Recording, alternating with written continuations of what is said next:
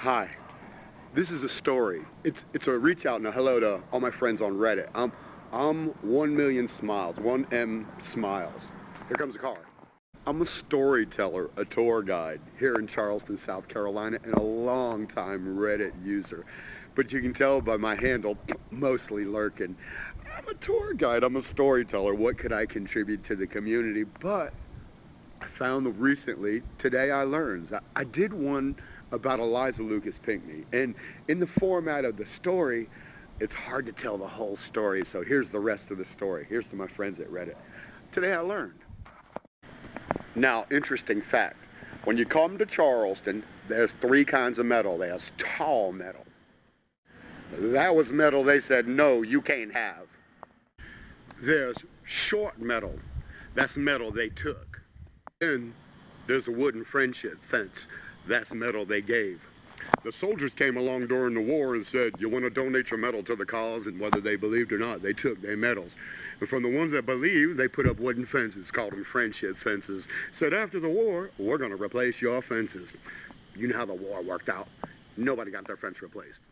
Now the short metal, they took. Some of them fought, but they weren't willing participants. And after the war, they replaced their own fences. They didn't wait somebody to come along and put them up, but they put short metal up. Short metal was because we were no longer living in oppression, and we no longer needed tall fences for protection. And the tall metal is a metal they said, no, you can't have, and they fought for. And this is one of the few pieces of Revolutionary era metal left in the city of Charleston. It's the gates of the Lutheran church on the corner of Clifford and Archdale. They said no, and they fought. These are the gates right here, and this is where our story begins. Now the story is about Eliza Pinckney. She's the mother of our country. She touched these very gates, along with George Washington, Benjamin Franklin, the Haywards, the Coatsworths, the Pinckneys. They all touched these gates. And if you believe in quantum mechanics, you know what just happened. Well, I invite you down to the corner of Clifford and Archdale, to the Lutheran Church to mix your genetic combination with the gates of the Lutherans. So here's our story. 1740, the trading company, the Carolina Trading Company, the heart of it, Charleston, she's fallen to her knees. Why? It's an economic calamity.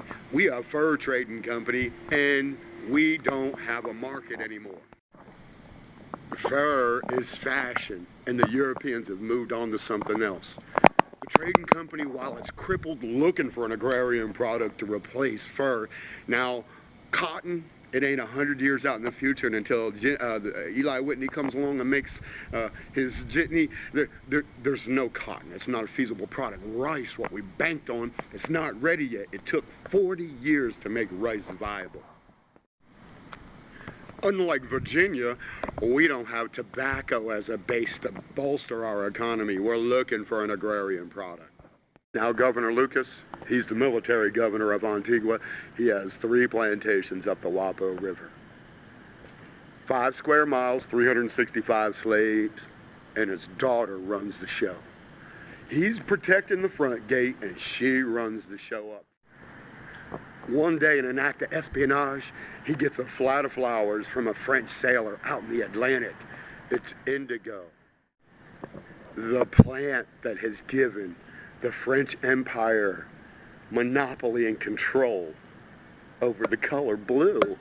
Their whole economy is based on blue dye, or thereabouts, a large portion of it, a fair part of their war machine.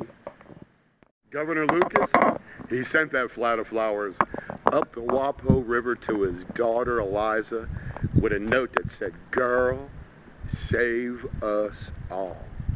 And he wasn't just talking about his plantations, he was talking about the whole trading company from one side to the other. From Jamestown, Virginia, all the way to St. Augustine, Florida, and out to California. The Carolina Trading Company was failing.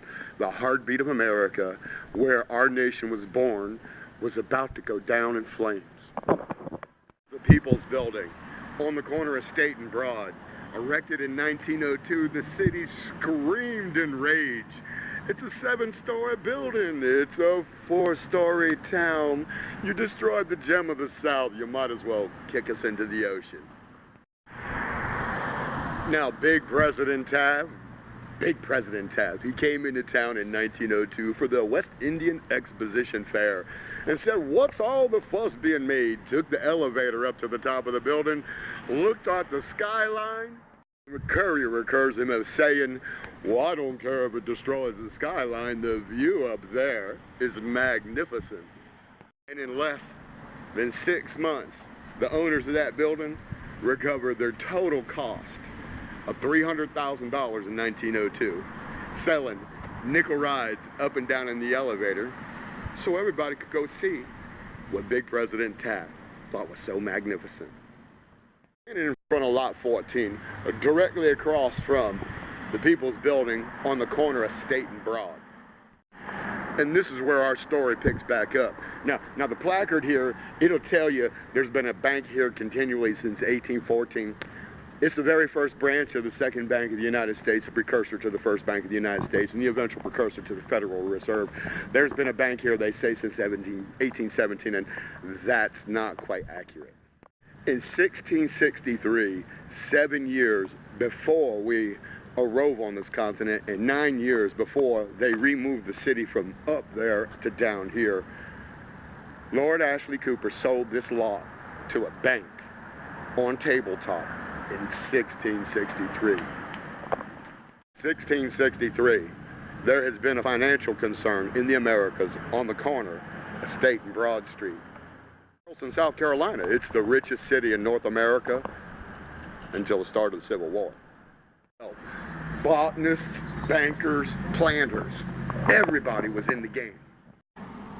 Now Eliza had help.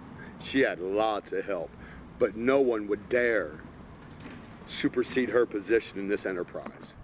On the French, they find out Eliza's trying to grow indigo, and they send spies up the Wapo River. John Cromwell, her botanist, they co-opt him. He becomes an enemy in her camp. Burns down her house and poisons her crop. Brilliant woman was able to understand from how he was sabotaging her process how to reverse engineer and refine indigo.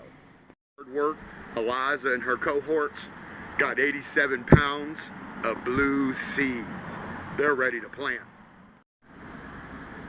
In less than 3 growing seasons, that's 1 year in Charleston, 3 growing seasons, they pushed 10,000 pounds of brand new dye into the world market, effectively snapping the back of the French war machine.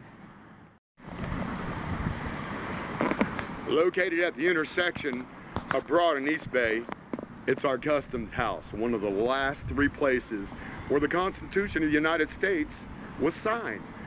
Charleston, South Carolina, Philadelphia, Pennsylvania, and Boston, Massachusetts are the only places left with our Constitution Hall still standing.